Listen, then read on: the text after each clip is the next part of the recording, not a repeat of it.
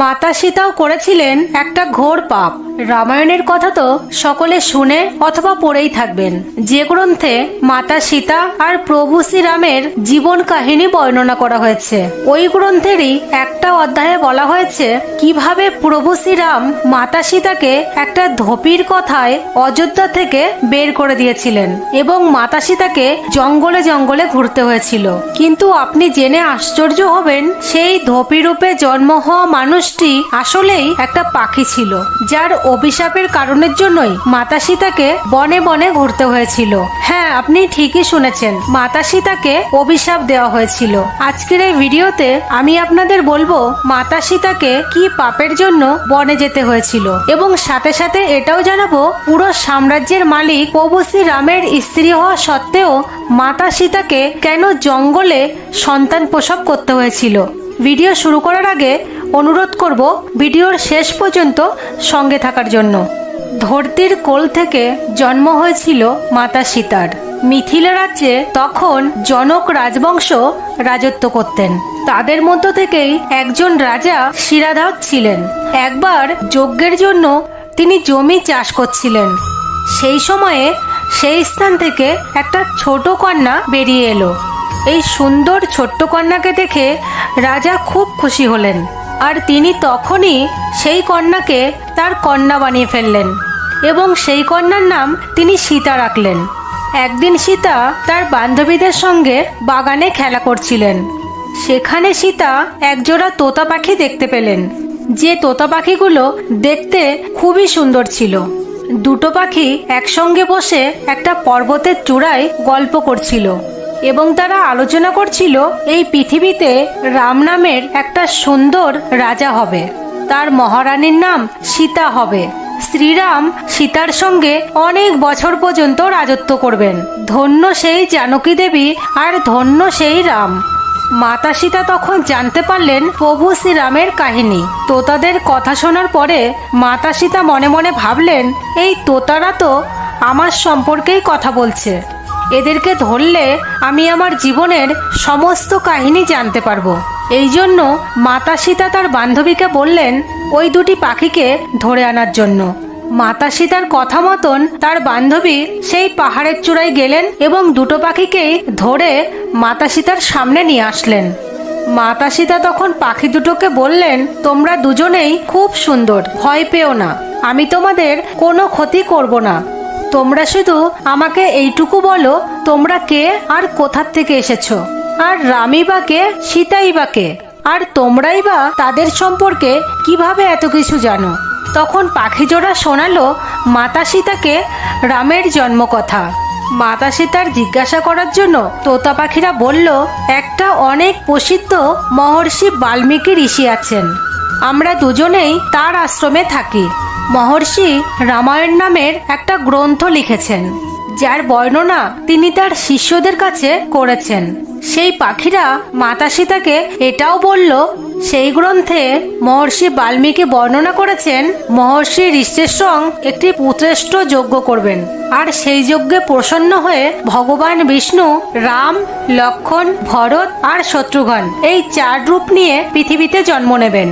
বড় হয়ে যাবার পরে প্রভু শ্রীরাম ঋষি বিশ্বামিত্র আর ছোট ভাই লক্ষ্মণের সঙ্গে হাতে ধনুক নিয়ে মিথিলাতে আসবেন এবং ভগবান শিবের ধনুককে ভেঙে মাতা সীতার সঙ্গে বিবাহ করবেন। এই রূপে সম্পন্ন হবে রাম আর সীতার বিবাহ।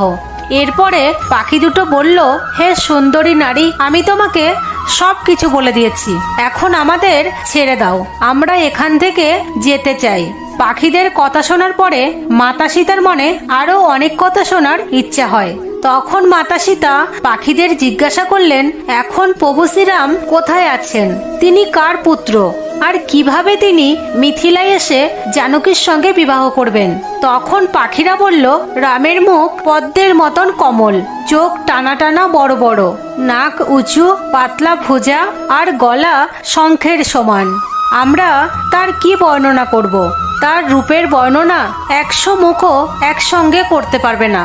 দুটো পাখি বলল, জানকী দেবী ধন্য, যে খুব তাড়াতাড়ি প্রভু শ্রীরামের স্ত্রী হয়ে অনেক বছর পর্যন্ত রাজত্ব করবেন।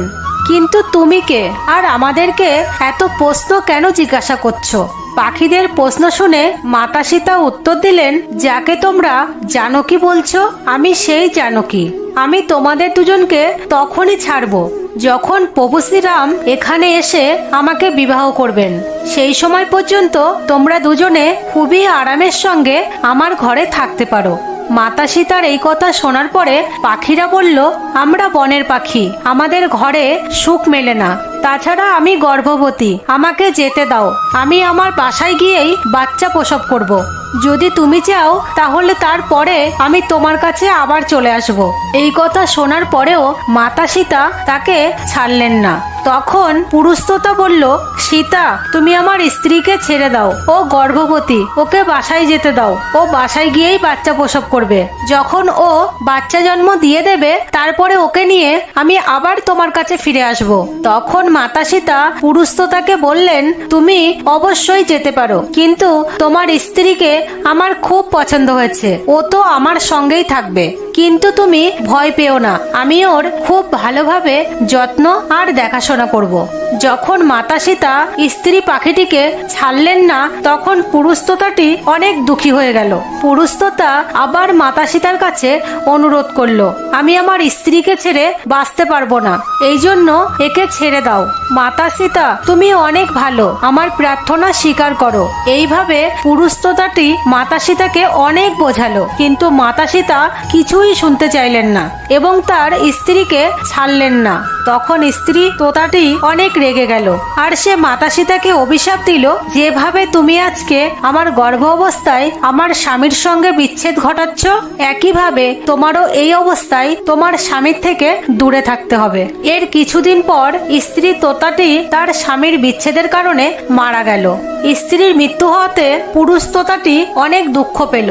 তখন সে সীতাকে বলল, আমি মানুষে ভরা নগরী অযোধ্যাতে প্রভু শ্রী রামের রাজত্বে জন্মগ্রহণ করব। আর আমার জন্যই তোমাকে স্বামীর সঙ্গে বিচ্ছেদ হবে, আর সেই দুঃখ তোমাকে সইতে হবে। এই কথা বলে পুরুষ তোতাটি সেখান থেকে উড়ে চলে যায়। কিছু সময় পরে সেই তোতাটির অযোধ্যাতে একটা ধোপির ঘরে জন্ম হয়। সেই ধোপির কারণেই মাতা সীতার অপমান হয়েছিল আর মাতা সীতাকে প্রভু শ্রী রামের থেকে আলাদা হতে হয়েছিল। ওই তোতার অভিশাপই মাতা সীতার প্রভু শ্রী রামের সঙ্গে বিচ্ছেদের কারণ হয়েছিল। এই কারণের জন্যই যখন মাতা সীতা গর্ভবতী ছিলেন তখন তার স্বামীর থেকে দূরে থেকে বাচ্চা প্রসব করতে হয়েছিল। আপনি অবশ্যই কাউকে না কাউকে বলতে শুনে থাকবেন, আমাদের কর্মের ফল আমাদের এই জন্মেই ভোগ করতে হয়। এই কাহিনীর থেকে এই কথাটি সিদ্ধ হয়ে যায়, কর্মের ফলের থেকে কেউ বাঁচতে পারে না, সে ভগবান রাম হোক বা সীতা, সবাইকেই তার কর্মের ফল ভোগ করতে হয়। তাহলে এই ছিল আজকের গল্প, মাতা সীতা কেন প্রভু শ্রী রামের থেকে আলাদা হয়েছিলেন এবং কেন তাকে প্রভু শ্রী রামের থেকে দূরে বনে গিয়ে সন্তান প্রসব করতে হয়েছিল। আশা করব আজকের ভিডিওটি থেকে আপনারা কিছু নতুন জানতে পেরেছেন। ভিডিও ভালো লেগে থাকলে অবশ্যই চ্যানেলটিকে সাবস্ক্রাইব করে পাশে থাকবেন।